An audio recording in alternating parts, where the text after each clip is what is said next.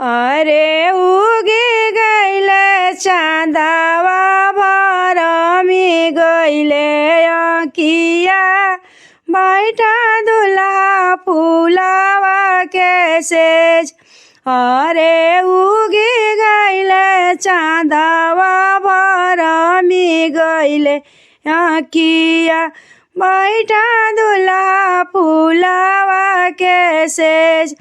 कैसे मैं बैठी सासू फूलावा के सेजिया पापा हमरे ओसावा में भीजले बहरिया। कैसे मैं बसी बैठी सासू फूलावा के सेजिया पापा हमरे ओसावा में भीजले बहरिया। तोहरा ही पापा जी के देव दुल्हा हथिया हथिया चढ़ल दुल्हा साजस बरियतिया। तोहरा चाचा के दुल्हा देव हम हथिया हथिया सजिहा बरियत। हथिया त देबू सासू बड़ा निक कइलू आमा जो हता हई है बाट।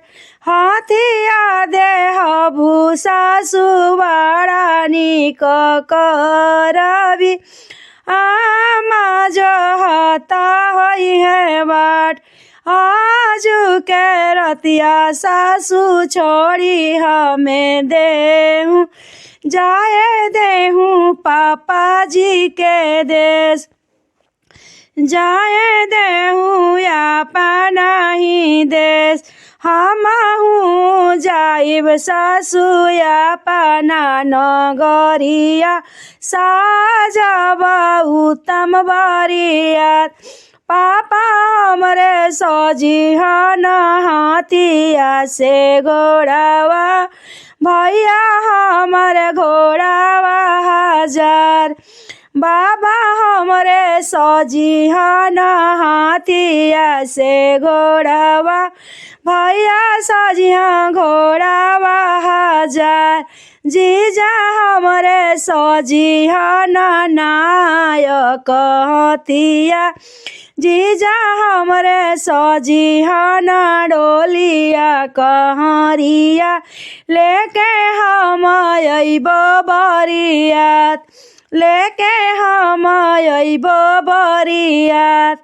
बरियतिया क शोभा हमर जीजा साहेब हउआ उनही से शोभे बरियत।